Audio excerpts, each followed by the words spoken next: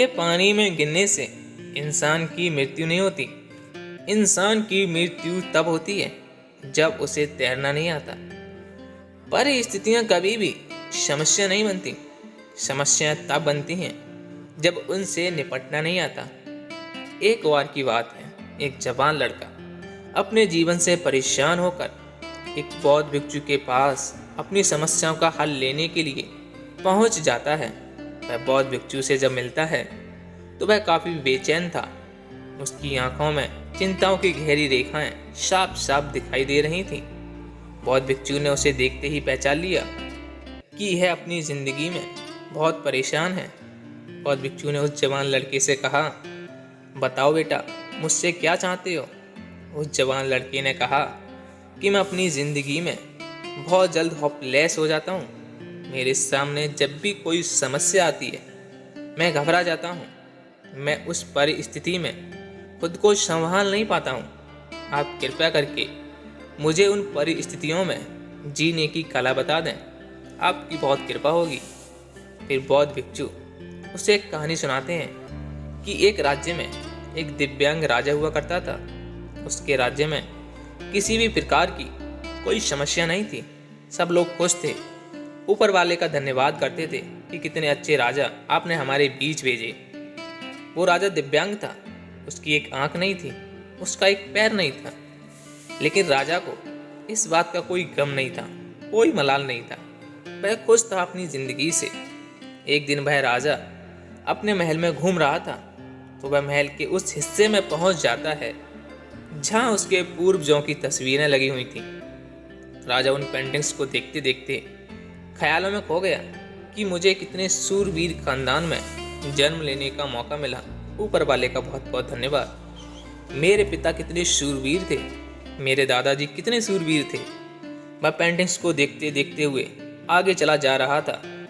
जब उसने आखिरी पेंटिंग को देखा, फिर उसने खाली जगह को देखा, तो वह चिंता में पड़ गया कि आखिर यहाँ अब उसकी पेंटिंग लगेगी।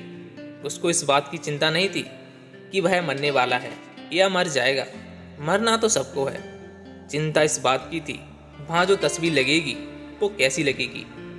राजा सोचने लगा कि मेरी एक आंख नहीं है, एक पैर नहीं है, इस जगह कितनी अच्छी अच्छी तस्वीरें लगी हैं। मेरी वाली सबसे यहाँ खराब लगेगी, सबसे भद्दी लगेगी। उसके अंदर ही अंदर चिंता होने लगी। तो राजा ने सोचा, पता नहीं मेरे मरने के बाद कैसी पेंटिंग बने। एक काम करता हूँ, मैं जिंदा हूँ इसी बीच एक शानदार पेंटिंग बनवाता हूँ। कम से कम ये तो सुकून रहे कि मेरी अच्छी पेंटिंग यहाँ लगेगी। तो उस राज्य में ऐलान करवा दिया गया। पेंटर्स को न्योता दिया गया, आप आइए और शानदार तस्वीर बनाइए और शानदार इनाम पाइए। पेंटर्स आए। उन्हें मालूम था कि शानदार पेंटिंग बनेगी तो शानदार इनाम मिलेगा, लेकिन शानदार बनेगी कैसे? राजा की एक आंख नहीं है, एक पैर नहीं है, ऐसे राजा की भला क्या तस्वीर बनेगी?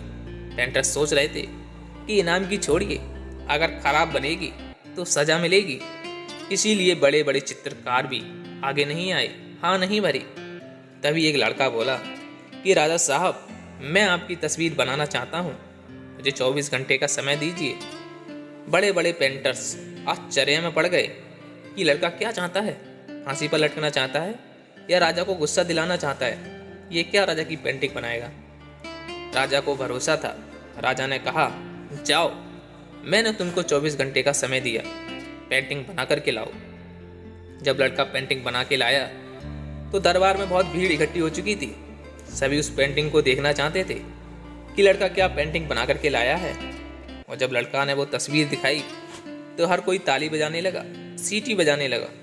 जब राजा ने अपनी तस्वीर देखी तो उसने कहा कि क्या तस्वीर है, ये तो सबसे अच्छी तस्वीर है। इससे अच्छी तस्वीर तो हमारे महल में भी नहीं है। ये अब तक की सबसे सर्वश्रेष्ठ तस्वीर है। राजा ने उस लड़के को बहुत सारा इनाम दिया। आप सोच रहे होंगे कि उस लड़के ने क्या तस्वीर बनाई होगी उस राजा की, जिसकी एक आंख नहीं थी, एक पैर नहीं था। उस लड़के ने राजा को एक घोड़े पर सवार दिखाया, एक ही टांग दिखाई और राजा को तीरंदाज करते हुए दिखाया। जब निशाना साधते हैं तो एक आंख बंद कर लेते हैं। जो राजा की आंख खराब थी उसे निशाना साधते हुए दिखाया।